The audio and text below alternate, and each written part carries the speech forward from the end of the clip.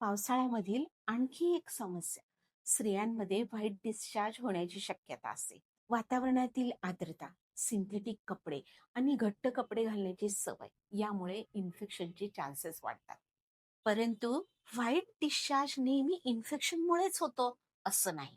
पातळ, पांढरा, वास नसलेला व खाज जळजळ नसेल असा स्राव हा अनेकदा नॉर्मल व्हजायनल डिस्चार्ज असू शकतो. दह्यासारखा घट्ट स्राव आणि खाज जळजळ हे फंगल इन्फेक्शनची शक्यता असते. याशिवाय पिवळा, हिरवा, दुर्गंधीयुक्त पोटदुखी किंवा लघवीला जळजळ असेल, अशा वेळी इन्फेक्शन चेक करून घ्यावे लागते.